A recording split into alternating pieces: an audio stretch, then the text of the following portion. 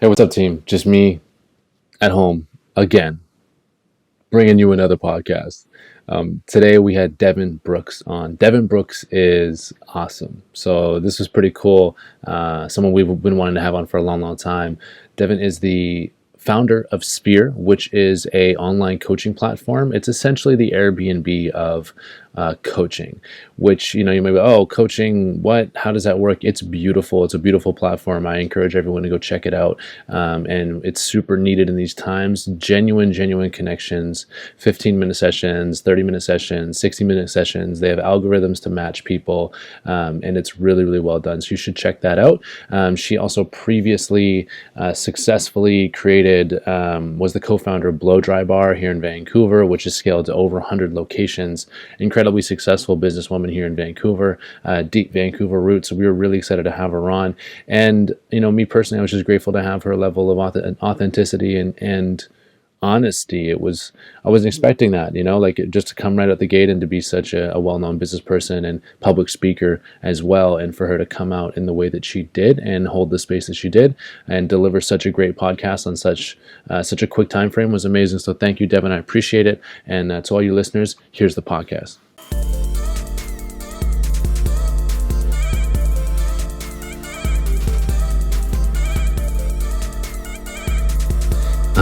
Devon, thank you for joining me here today on the Think Space podcast. I really appreciate you making the time. This is amazing. First and foremost, I don't hear you coughing. I don't hear you sniffling. Everything seems okay. Is everything okay? I actually had 5 hours of sleep last night, and I didn't get peed on by either one of my kids. No pee.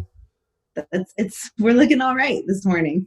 5 hours, a whopping 5 hours. What is your average? Probably about 5 hours, yeah. Probably about 5 hours. And you know what? We'll take it. I'm aiming for 8, but realistically with kids, it's like a solid 5 of sleeping. Got it. That's actually a really good segue because I was noticing, as I was going through your socials, I noticed you posted up on your story, you have 3 super distinct portraits above your bed that I looked at and I go, oh, there's a story there. That's got to be cool. What are those 3 portraits or paintings? And why have them there? So my first child is Rosen. He is 5.5, turning 6 in September.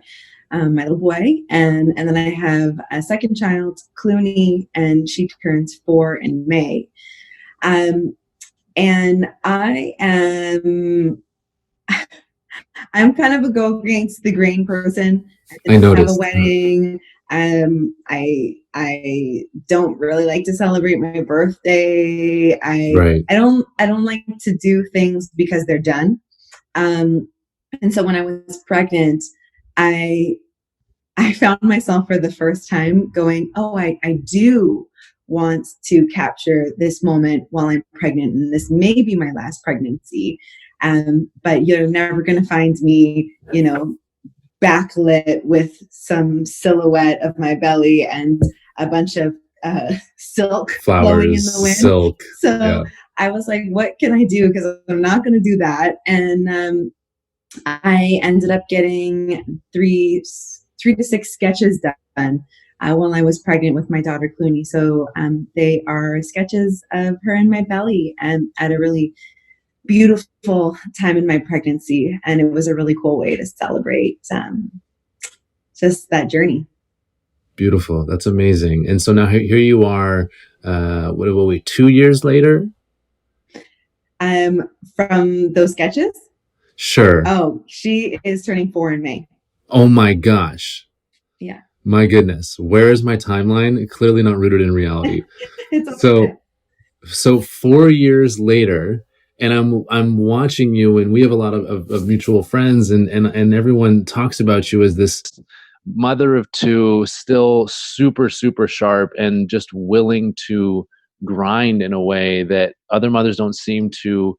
It seems like you have this balancing act down so well, and you have not lost A, the love for your kids and love for your family, and B, the love for your ambition. Mm-hmm. How is that?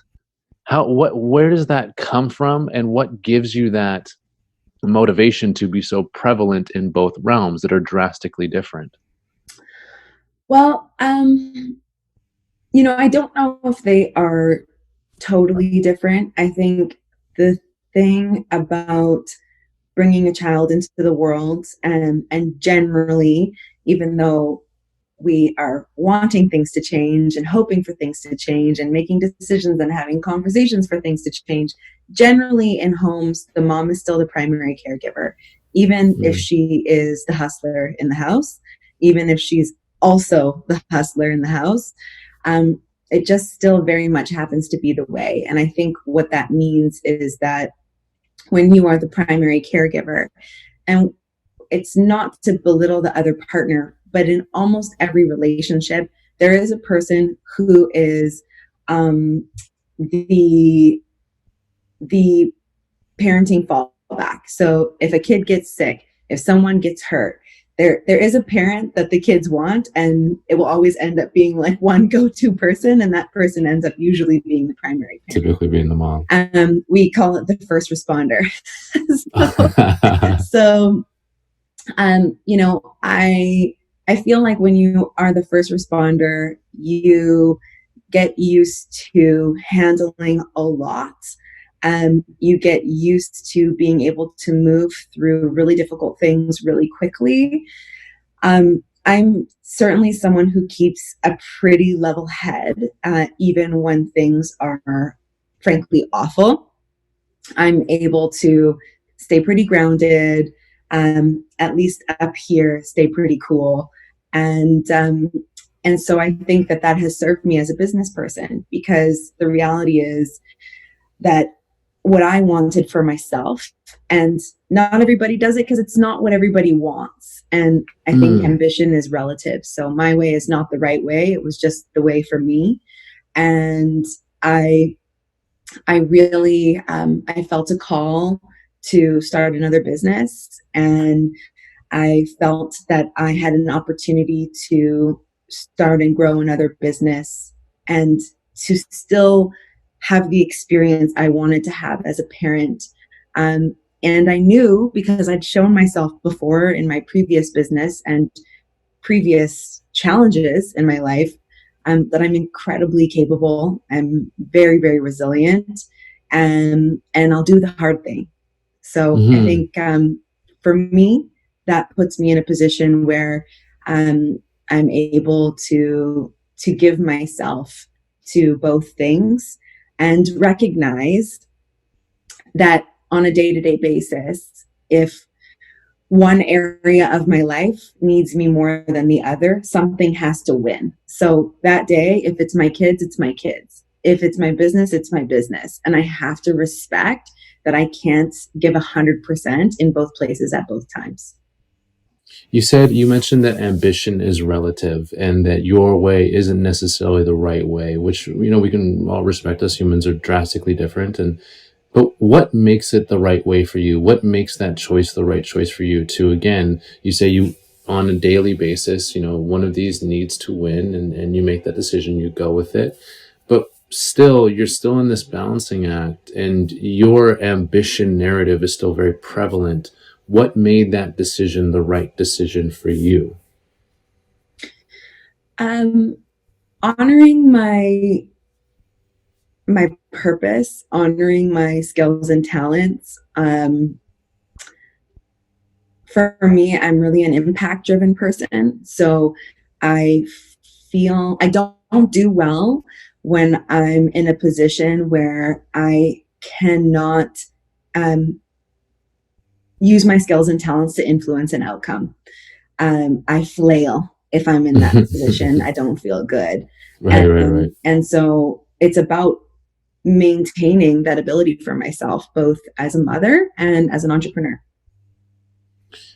Within both of those things, you seem as if you're in this constant state of, like, you're so balanced. You're in this state of flow, and that's anyone that knows, or anyone that's maybe read Stealing Fire, or someone that is aware with most optimal human states will know that being in a state of flow is the flow that is the state that you want to be in, and you seem to constantly have that essence about you. How do you achieve that? uh,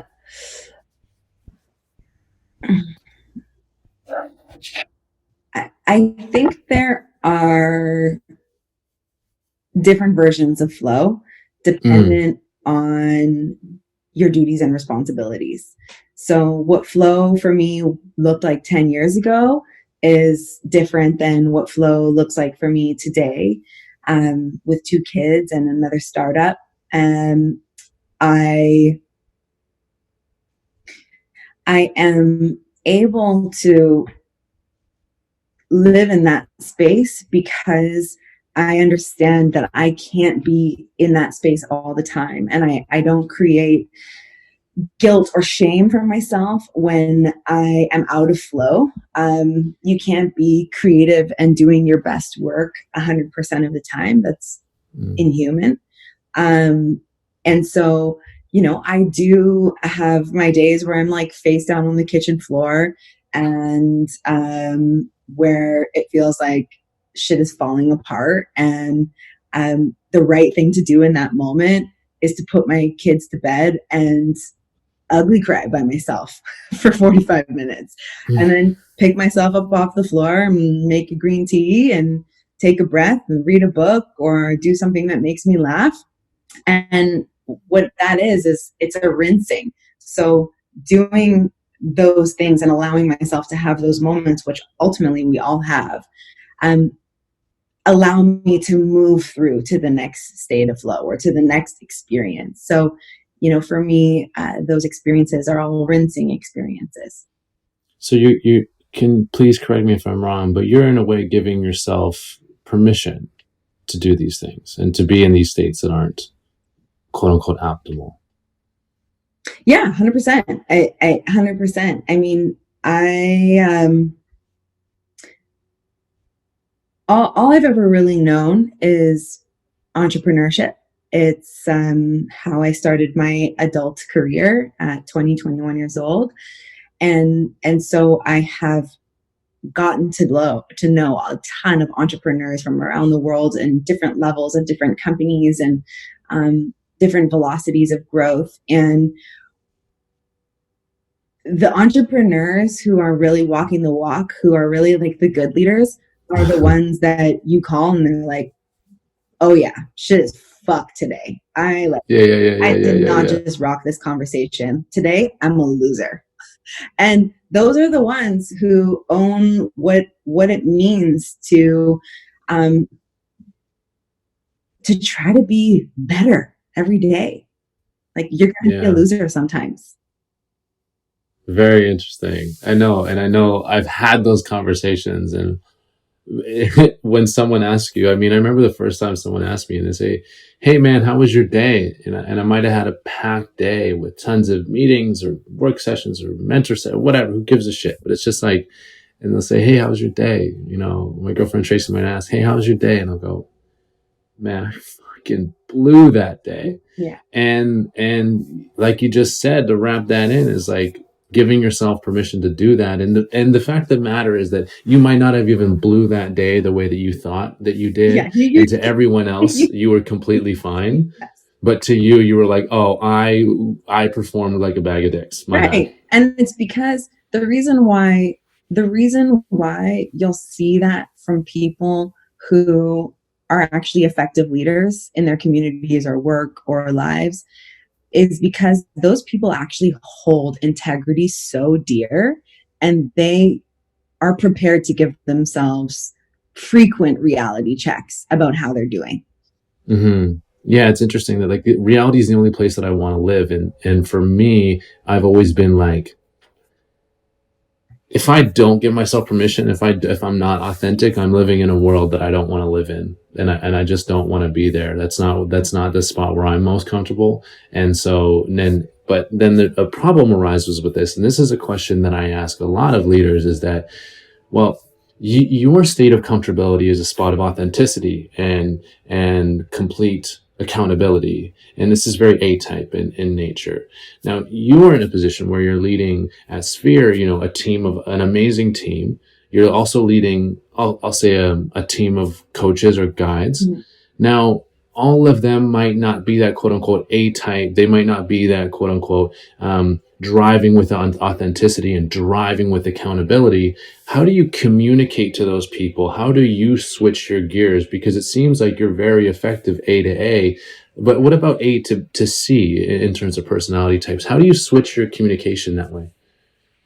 Everything is about trust. Mm, That's what it boils down to. And you you don't I don't believe that you want to have um homogeny in mm. anything that you do. You don't want to have a bunch of the same people around you. I really value diversity. Um, Diversity is enriching.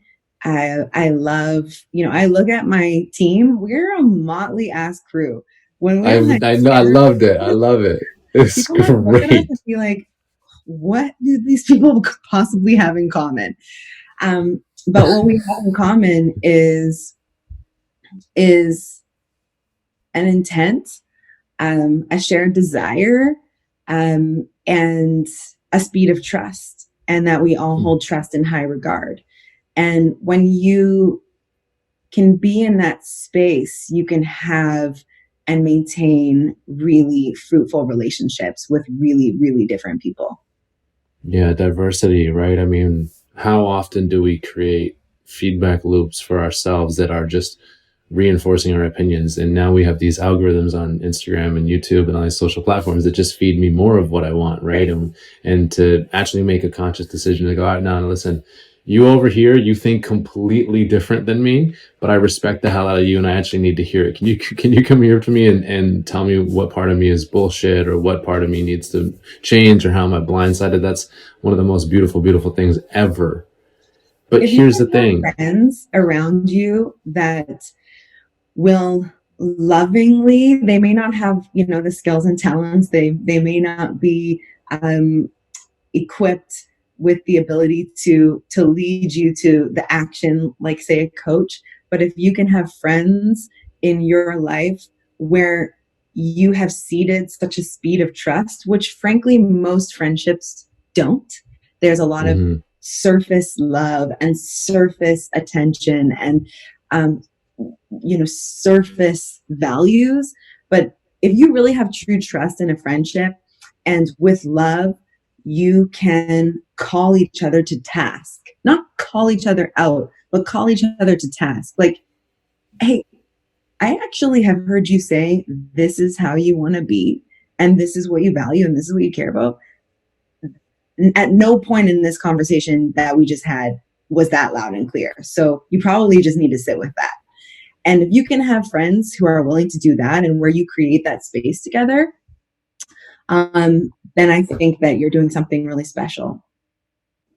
A woman in your position is then tasked with the mission of creating a platform that does that. So we might want that amongst our peers or amongst our team members, that level of trust and accountability, and say, hey, listen, I've said something and I'm acting a different way and I need you to call me out on that. And that's beautiful. Now, you now have to, or you have, I would say, is you've created an ecosystem for that to happen, and a marketplace for that to happen between guides and seekers, where that relationship needs to be created and manifested out of nothing, out of an internet connection.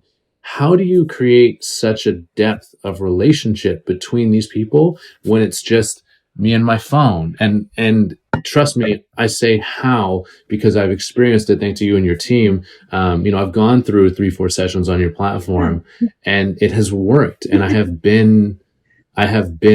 experienced that. So you've achieved that. But how do you get that level of intimacy over technology? This seems very hard. Well, I run my whole company remotely, so Wow. the we are infrequently together. We're only really together about twice a year for our winter and summer summits. Um, and that for me was putting a stake in the ground that this is possible, that the new world order that we will certainly see unfold after COVID is one which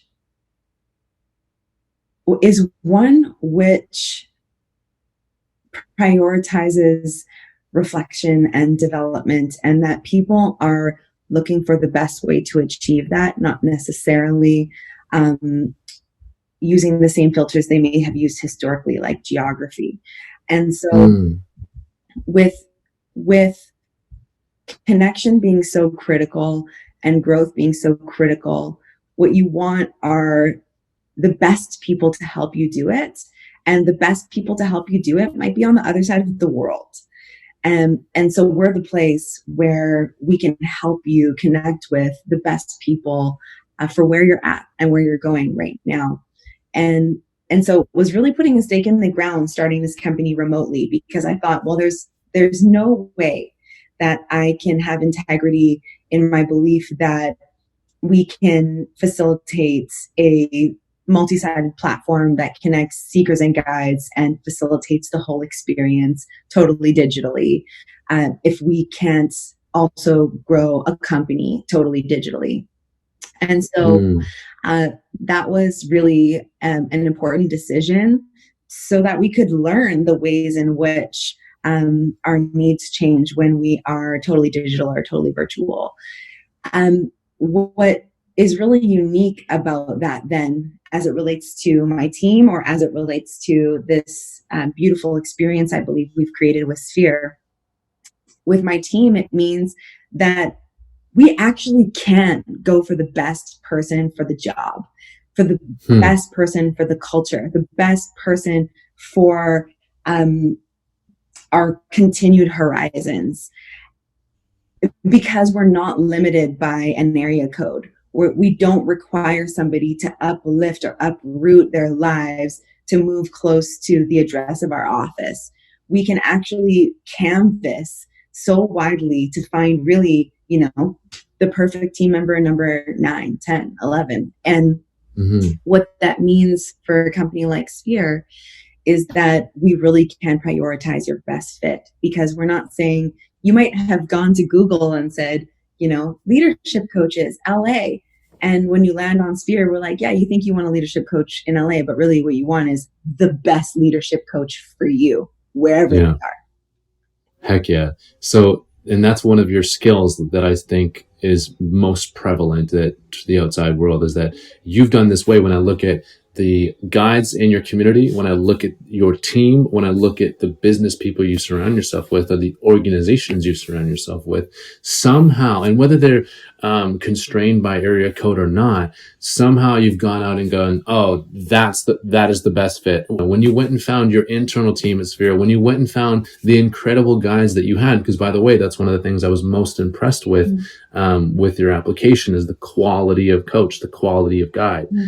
How do you identify these people? Mm-hmm. What are the filters that you use to say, hey, we can have something together, and we can create a synergy here? How do you find those people?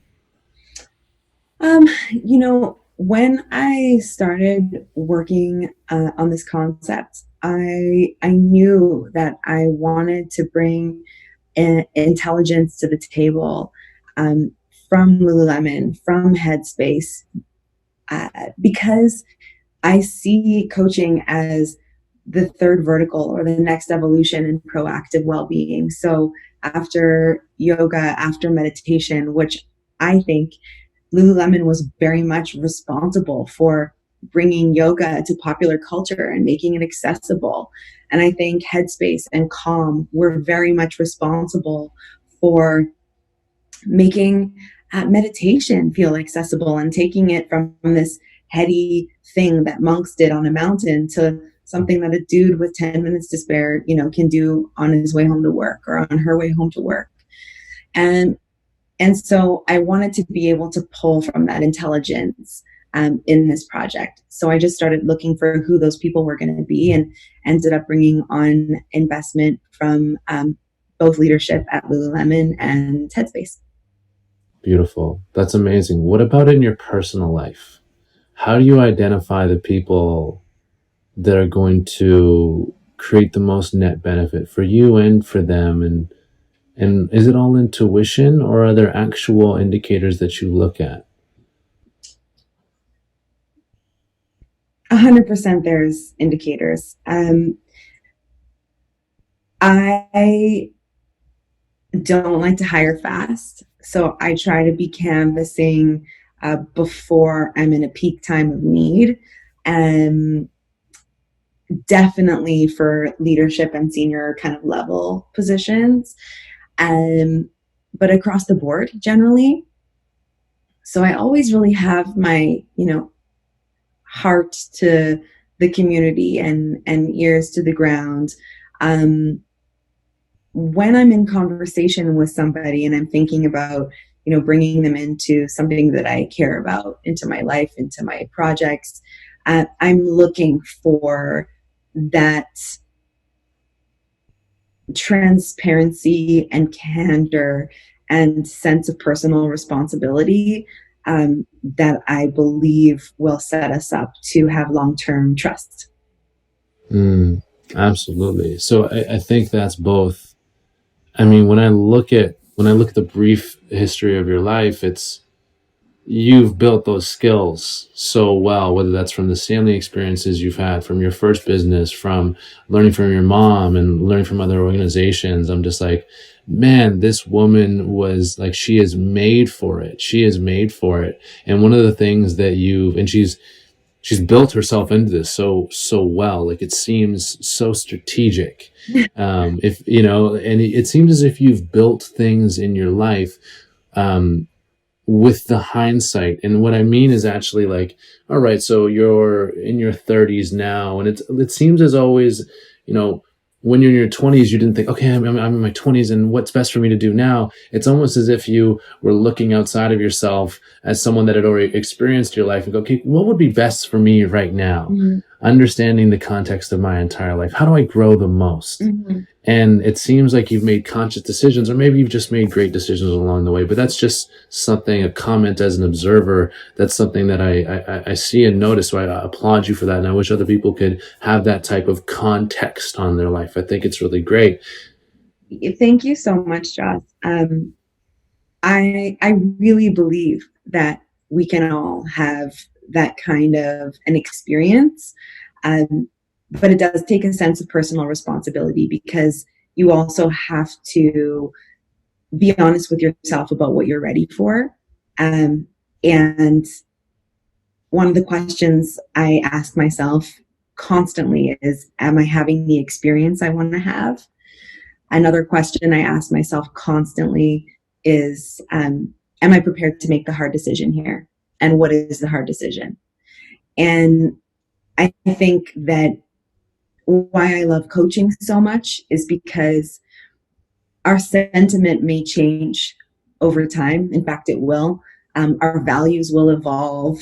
Our goals and desires will evolve. Um, but good questions stay the same. So the answers change, but good questions stay the same. Absolutely. Yeah, it's so interesting. One of the things you said, I think I've either read it or heard you say it, is, if you're not growing, you're dying, right? And that's something that's constant in life. We see that that's a natural pattern in nature, which I think you pay a lot of attention to. You've grown tremendously in business and as a mother, and you're a serial entrepreneur now and a public speaker. These things are great. These things are great. But what's the avenue when you look back on the last, I'm going to say 15 years of business, that you've neglected? Mm-hmm. And why do you think you've neglected that? Because looking at you right now, I don't see it, but I'm sure there is one. An avenue I've neglected. An avenue of growth you've neglected.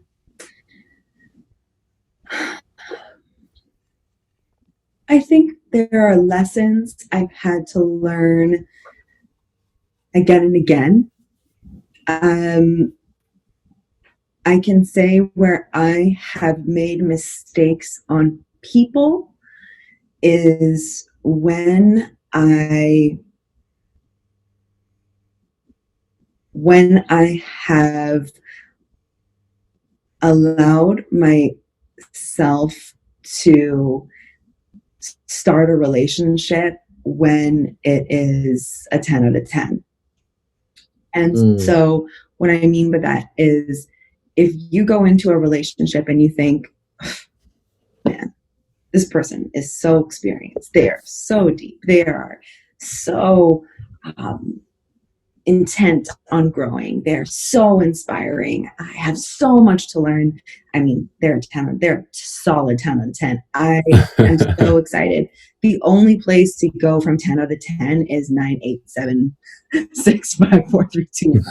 So I I really have made mistakes again and again when I've allowed myself to invest in relationships where I go into them thinking this person is a 10 out of 10.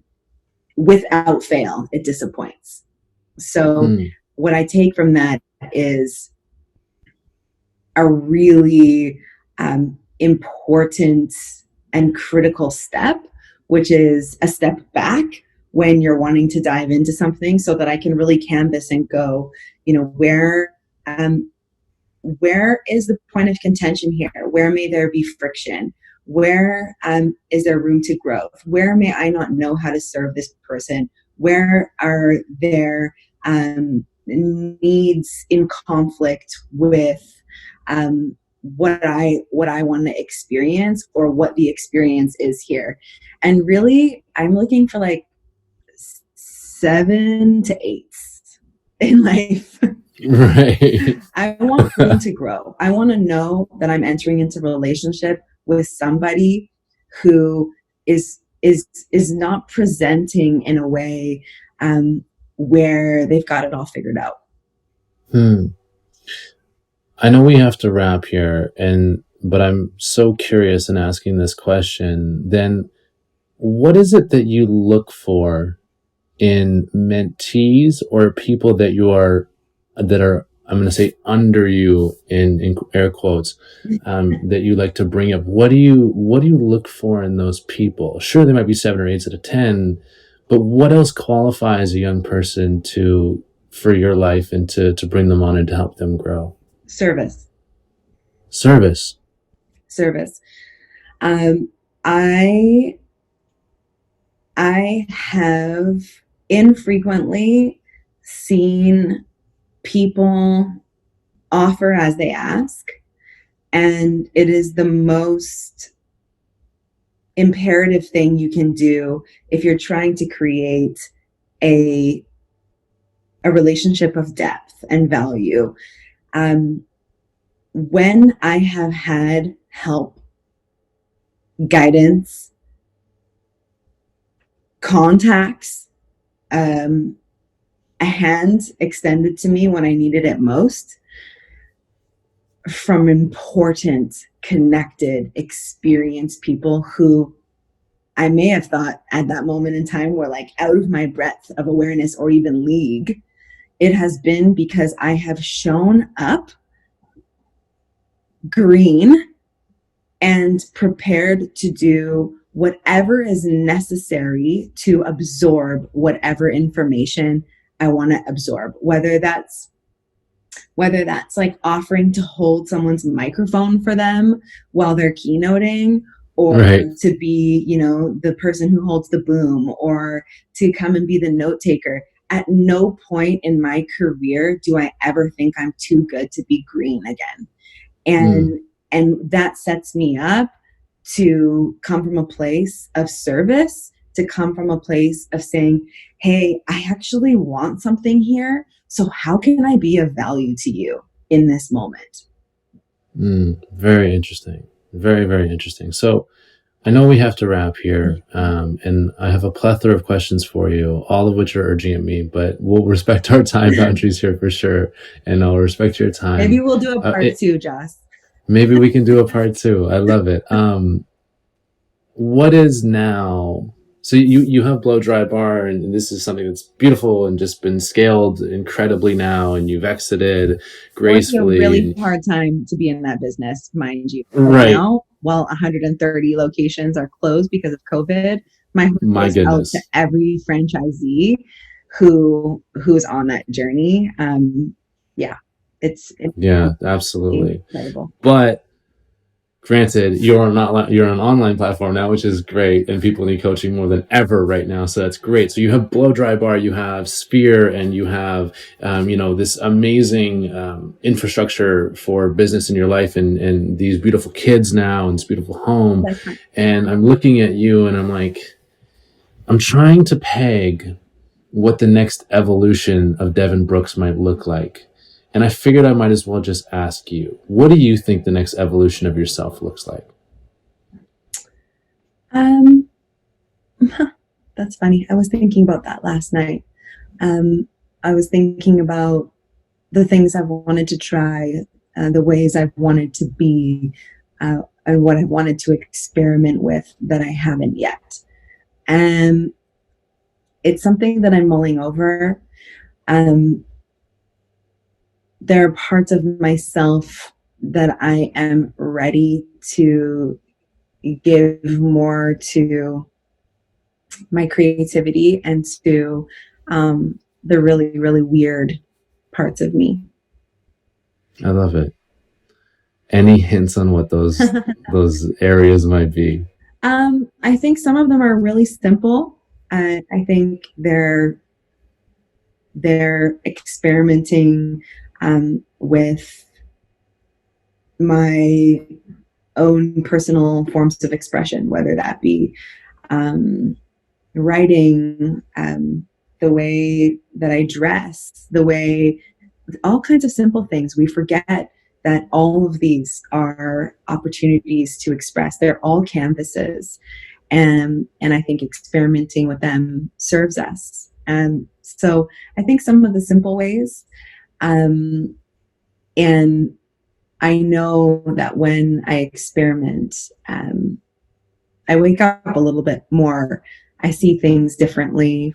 I ask better questions. I love it. Devon, thank you for your time. I really, really appreciate it. Thanks, Joss.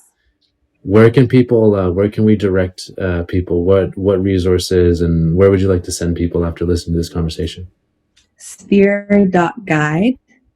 And if you are heading into a time in your life, like so many of us right now, in this moment and period of 2020, because of COVID, whether you have hit new challenges, been laid off, are figuring out what to do with your business because it may not look in 3 weeks like it did 2 months ago, whether you are trying to figure out how to become your more creative self or deepen your relationships, we've got the guide for you and we've got your back. So Sphere.guide is the place to be.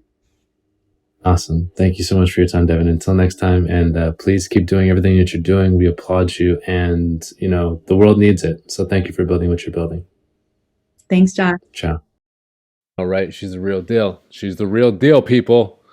It's a good podcast. It really is, man. Thank you guys for tuning into that one. I mean, Devon, damn, yeah. 40 under 40 winner, business in Vancouver, 40 under 40 winner. She's brought on people from Headspace. She's brought on people from Lulu. Yeah, she's the real deal. So anyways, Devon, thank you for popping on. I really do appreciate it. You guys, go ahead. We are doing these podcasts over Zoom, so there's still the video experience out on YouTube. If you're checking this out on YouTube right now, I appreciate you right here. Make sure you hit that subscribe button, that like button, all that type of stuff. If you have any comments, questions, concerns, whatever, our doors are open. Holler at me. I will talk all day long on whatever it may be. So as always, shout out to Self Hired for making this podcast possible. If you have any podcast production needs or content needs, make sure you get at the team over there. They're doing amazing work during these turbulent times and working with a lot of local businesses to make things happen. Super, super appreciative of you guys and continuing to make this work for the ThinkSpace team. As always, lots of love. And to you guys, everyone that's at home, I hope you guys are staying strong, staying steady, continuing to work on yourselves. And again, like I said, Sphere might be a great resource for you guys as you continue to go inwardly on yourself and try to grow through this period. And I hope everyone is growing through this period. I appreciate you guys. Lots of love. Stay home. Stay healthy. Until next week.